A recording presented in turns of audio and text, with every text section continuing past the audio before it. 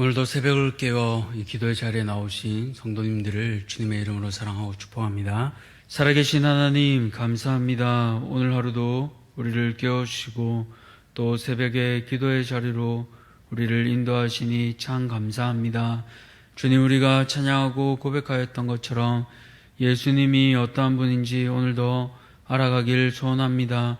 우는 자의 위로 되시고 또 모든 자의 영광 되시는 주님, 우리의 모든 것 되신 그 주님 앞에 오늘 하루 우리의 모든 것을 드리길 간절히 소원합니다.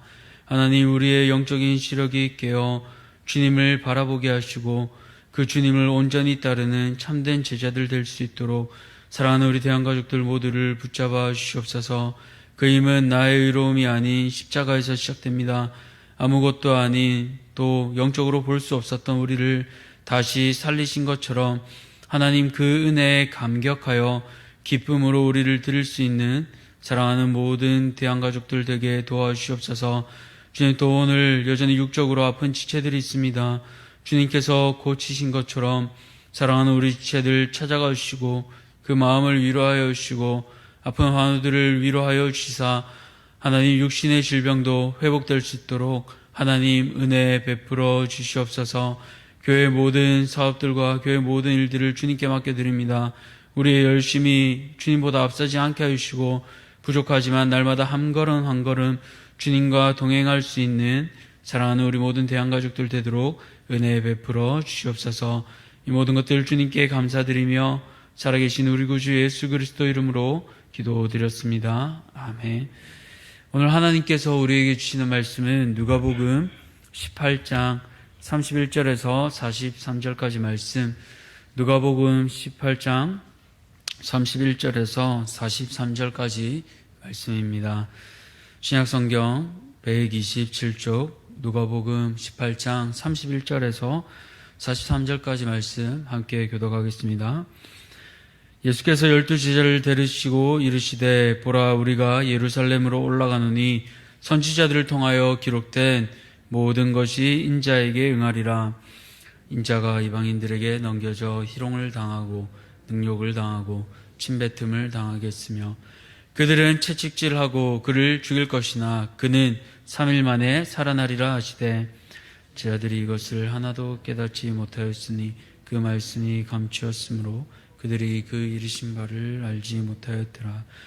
여리고에 가까이 가셨을 때 한 맹인이 길가에 앉아 구걸하다가 우리가 지나감을 듣고 이 무슨 일이냐고 물은데, 그들이 나사렛 예수께서 지나가신다 하니 맹인이 외쳐 이르되, 다윗의 자손 예수여, 나를 불쌍히 여기소서 하거늘 앞서가는 자들이 그를 꾸짖어 잠잠하라 하되 그가 더욱 크게 소리질러 다윗의 자손이여, 나를 불쌍히 여기소서 하는지라.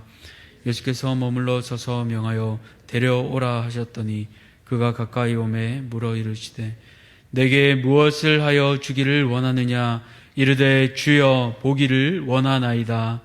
예수께서 그에게 이르시되, 보라, 내 믿음이 너를 구원하였느니라 하시매 곧 보게 되어 하나님께 영광을 돌리며 예수를 따르니 백성이 다 이를 보고 하나님을 찬양하니라. 아멘.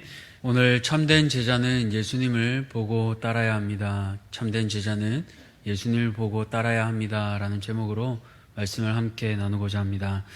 우리 속담에 몸이 천냥이면 눈이 900냥이라는 그 속담이 있습니다. 그만큼 보는 것이 중요하다라는 뜻입니다. 새벽에 나오신 분들은 아마 더 많이 체감하실지도 모르겠습니다. 만약 내일부터 우리가 볼 수 없다면 우리는 어떻게 될까요? 아마도 아주 많이 답답하고 불편할 것입니다. 당장의 새벽 기도에 나오는 것도 쉽지 않을 것입니다. 뿐만 아니라 아침 해가 뜨는 풍경, 또 봄이 되면 온천천에 피는 그 벚꽃들을 볼 수 없다면 이는 참으로 슬픈 일이 아닐 수 없습니다. 이처럼 보는 것은 우리에게 참 중요하고 복된 일입니다. 그런데 육적인 시력뿐 아니라 영적인 시력도 우리에게는 중요합니다. 영적인 시력, 그것은 바로 예수님을 보는 것입니다. 이것을 오늘 본문을 통해 살피고자 합니다. 첫 번째로 오늘 우리에게 주시는 교훈은 무엇입니까? 바로 첫 번째로 참된 제자는 예수님을 바르게 보는 영적 시력이 회복되어야 합니다. 오늘 31절에서 34절까지 말씀을 보시면 예수님께서는 12 제자를 데리시고 예루살렘으로 올라가는 길에 있습니다. 예루살렘은 보통 1000m이기 때문에 이 낮은 곳에서 올라간다고 표현을 합니다. 이제 예수님께서 일어날 일들을 제자들에게 말씀하시는데요. 31절 후반부를 보시면 이렇게 얘기하고 있습니다. 예루살렘으로 올라가느니 선지자를 통하여 기록된 모든 것이 인자에게 응하리라. 여기서 선지자들을 통하여 기록된 모든 것은 아시는 대로 구약 성경을 뜻합니다. 또 응하리라라는 이 단어는 헬라어로 텔레오라고 하는데 성취하다, 완료되다라는 뜻이 있습니다. 공관 복음에서는 누가 복음에만 성취되다라는 뜻으로 사용됩니다. 즉 성부 하나님께서 구약에 약속하신 대로 예수님을 통하여 십자가 지게 하시고 이제는 구원하실 것을 성취하시겠다라는 뜻입니다. 이 일이 어떻게 구체적으로 이루어집니까? 보신 것처럼 32절에서 33절까지 말씀을 보시면 이방인들, 즉 로마 병사들에게 넘겨져 희롱당하고 침뱉음 당하고 채찍질 당하며 결국 십자가에서 죽으실 것을 말씀하십니다. 그런데 이것에 대해 제자들은 어떻게 반응하고 있습니까? 34절을 보시면 제자들이 이것을 하나도 깨닫지 못하였으니 라고 말하고 있습니다. 제자들은 3년 동안이나 예수님과 공생의 생활을 하며 함께 했습니다. 그리고 수많은 이적들을 보았습니다. 그런데 여전히 예수님께서 무슨 말씀을 하시는지 아직 제대로 깨닫지 못하고 있습니다. 왜 그렇습니까? 여전히 자신들 안에 생각하는 예수님의 모습이 따로 정해져 있기 때문입니다. 다시 말해 제자들은 우리 선생님이신 예수님께서 예루살렘에 입성하시면, 다시 말해 왕이 되시면 우리도 이때까지 고생한 것을 다 보상받을 거라는 그런 다른 생각이 있었기 때문입니다. 오늘 이 말씀은 공관복음인 마태 또 마가복음에도 동일하게 기록되어 있습니다. 그리고 이후에는 우리가 잘 아는 대로 유명한 바디메오 맹인 사건이 일어나게 됩니다. 다시 말해 순서를 보시면 제자들에게 죽으실 것을 먼저 예고하시고 그 중간에 제자들은 누가 큰지 다투게 됩니다. 그리고 마지막으로 바디메오 사건으로 연결됩니다. 오늘 우리가 읽은 누가복음에서는 제자들이 다투는 이 사건이 9장과 22장에 아주 짤막하게 한 절로만 기록되어 있습니다. 이것이 빼고 바로 바디메오 사건으로 그렇게 예고되어 있는 것입니다. 그러나 공관복음을 통해 이 사건을 보게 된다면 제자들은 예수님께서 죽음과 부활을 말씀하시지만 여전히 스승 되신 그 예수님의 참된 뜻을 이해하지 못하고 오히려 누가 큰지 자기가 받을 것에만 주목하고 있는 사실을 알게 됩니다. 다시 말해 제자일지라도 예수님의 뜻을 이해하지 못하고 있음을 보여주고 있습니다. 비록 함께 예루살렘을 향해 걷고 있지만 예수님과 제자들의 목표는 다릅니다. 이를 누가는 제자들이 깨닫지 못하는 이유에 대해 그 말씀이 감추었다라고 표현하고 있습니다. 그 이유는 앞서 말한 것처럼 자신의 생각에 붙잡혀 있기 때문입니다. 제자들은 예수님을 통해 자신들의 나라가 회복되기를 바랬습니다. 또 자신들의 삶이 지금보다 더 낫기를 바랬습니다. 그랬기에 서로 좋은 자리를 차지하겠다고 다투었던 것입니다.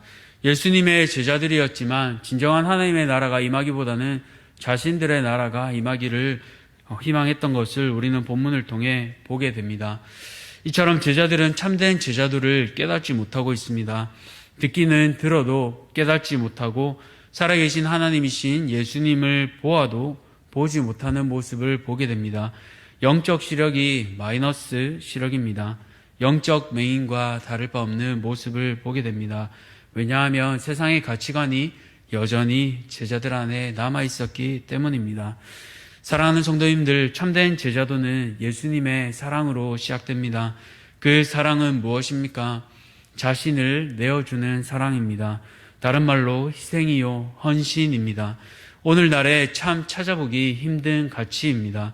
그러나 그리스도인에게는 꼭 필요한 가치입니다. 이 가치를 회복하기 위해 먼저 우리의 영적 시력이 회복되어야 하겠습니다. 이 시력이 회복되기 위해 무엇보다 오늘 내 생각보다 말씀이 앞서야 합니다. 그것은 세상의 가치관을 내려놓는 일입니다. 나의 뜻보다 예수님의 뜻이 우선되어야 합니다. 다시 말해 영적 시력 점검표는 십자가입니다. 내 뜻이 십자가이신 예수님의 뜻과 동일한가? 내가 지금 구하는 것이 십자가 사랑과 동일한가? 그것을 우리는 끊임없이 확인해야 합니다. 그럴 때 우리의 영적 시력이 바르게 회복될 것입니다. 이 새벽에 모인 우리는 십자가를 지시고 자신의 목숨을 대신 내어주신 그 예수님을 믿습니다. 나를 사랑하시는 주님, 그 주님이 아무 관련 없던 나를 위해 목숨을 내어주셨습니다. 그 주님을 바로 보는 믿음, 영적 시력이 오늘 우리 모두에게 회복되어지기를 간절히 소망합니다. 두 번째로 오늘 말씀을 통해 우리에게 주시는 교훈은 무엇입니까? 바로 참된 제자는 예수님을 따르는 자들입니다. 이제 본문 35절에서 43절까지는 우리가 잘 아는 대로 맹인이 회복되는 이야기입니다. 바로 바디메오 이야기입니다. 이것을 공관복음을 통해 알 수 있는데 마태복음에는 2명의 맹인이 앉아있다고 표현하고 마가복음에는 이 맹인 거지의 이름에 주목하여 바디메오로 표현하고 있습니다.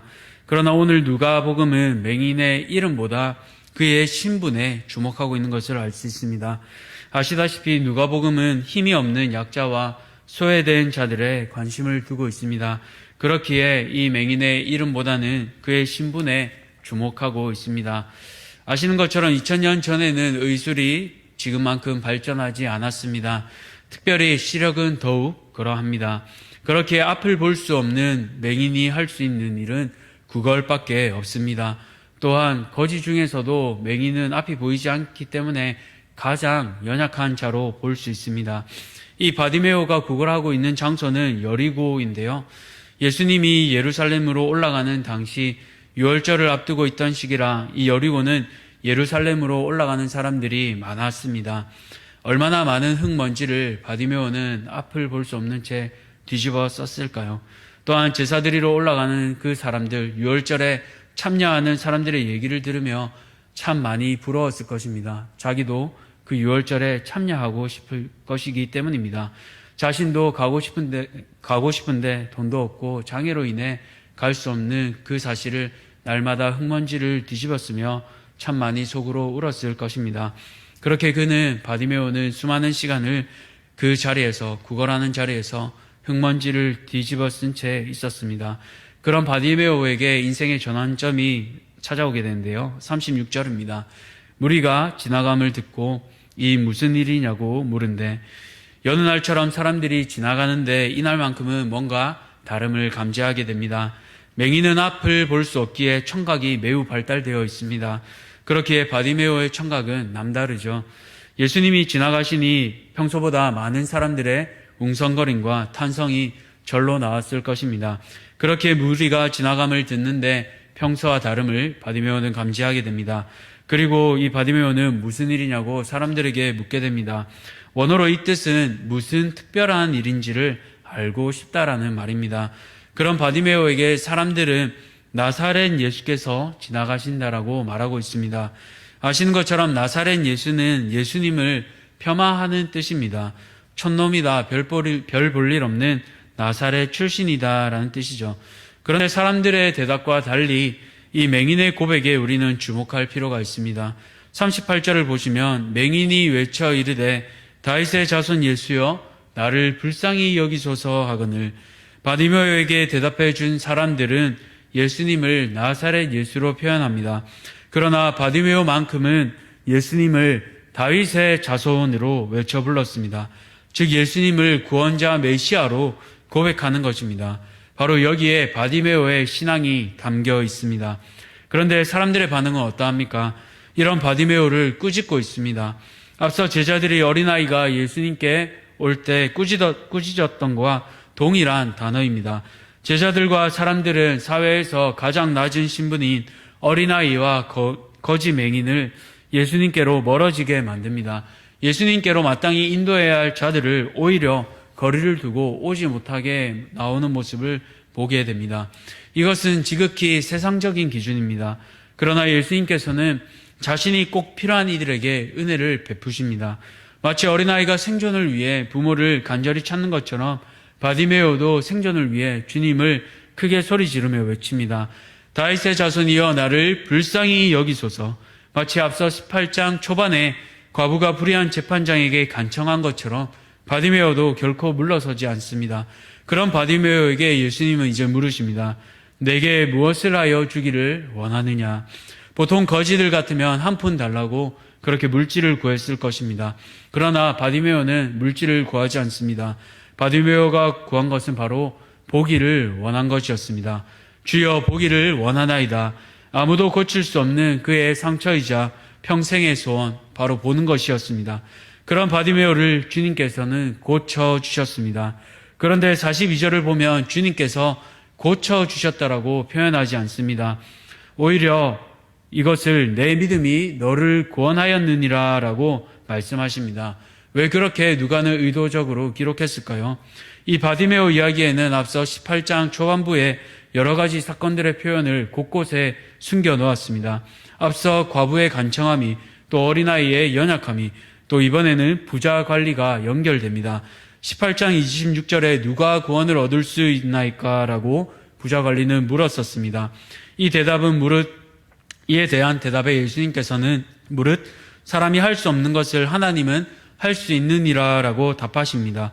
바로 부자 관원은 스스로의 힘으로 구원을 얻으려고 했지만 구원은 스스로의 힘이 아닌 하나님의 선물임을 예수님께서는 다시 한번 일깨워주고 계십니다. 그것이 이 바디메오 사건과 연결되는 것입니다. 바로 구원은 자신의 힘이 아니라 예수님의 긍휼을 구하는 자, 어린아이와 같이 전적으로 하나님께 의탁하는 자가 구원을 얻는 것을 오늘 누가는 의도적으로 알려주고 있는 것입니다. 이처럼 바디메오는 이제 구원을 얻고 하나님의 영광과 전혀 상관이 없던 인물이었습니다. 그러나 예수님의 긍휼로 인해 그는 보게 되었고 이제 하나님께 영광을 돌리는 인생으로 변화되게 되는 것입니다. 그렇습니다. 예수님을 만나게 되면 우리가 어떤 사람이었는지 중요하지 않습니다. 이 땅에서 높고 낮은, 이 땅에서 우리의 신분은 결코 중요하지 않습니다. 그보다 중요한 것은 우리의 영적 신분이 변화된 것입니다. 그렇기에 신분적으로 구원을 받은 바디메오와 같이 우리는 이제 하나님께 영광을 돌리는 수준적 구원으로 연결되어야 하는 것입니다. 신분적 구원과 수준적 구원이 연결된 예를 우리는 바디메오를 통해 보게 됩니다. 사랑하는 성도님들, 육적으로 눈을 뜬 사람들은 예수님을 나사렛 예수로 말했습니다. 그러나 바디메오는 육적으로 보이지 않았지만 영적으로 알고 있었습니다. 예수님이 어떠한 분인지 알았기에 그는 온 힘을 다해 외쳐 예수님을 불렀고 구원을 얻었습니다.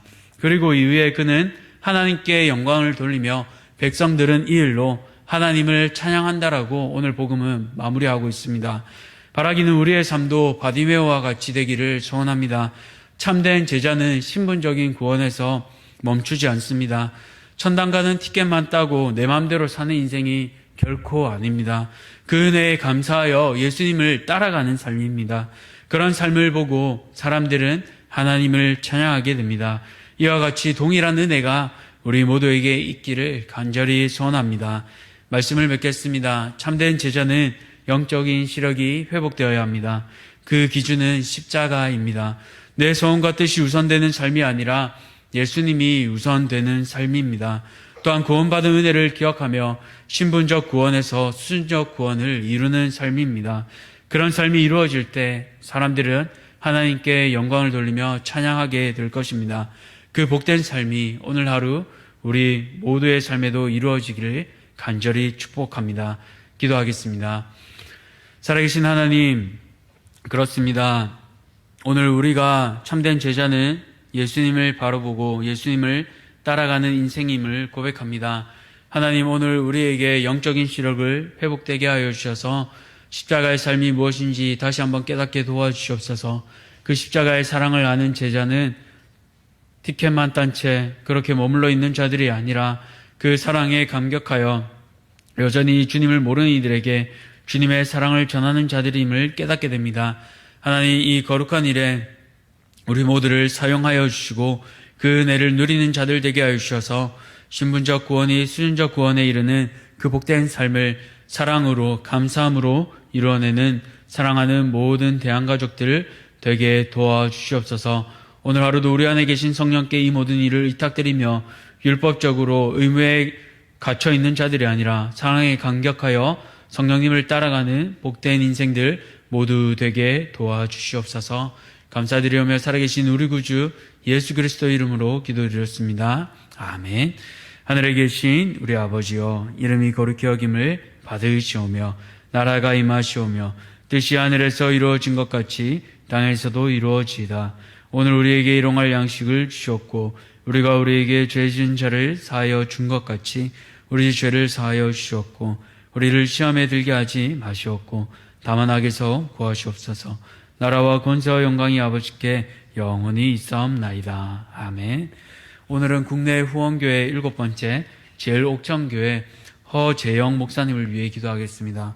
첫 번째로 은혜롭고 참된 예배를 드리며 진리와 사랑과 평안이 가득한 하나님 나라로 세워져 가도록, 또 두 번째로 코로나로 인해 제한이 있었던 모든 모임과 사역들이 속히 다 회복되고 부흥과 성장을 이룰 수 있도록, 또 마지막으로 재정의 어려운 가운데서도 교회를 잘 섬기며 자녀들을 잘 양육할 수 있도록 제일옥천교회 허재영 목사님을 위해 함께 기도하겠습니다.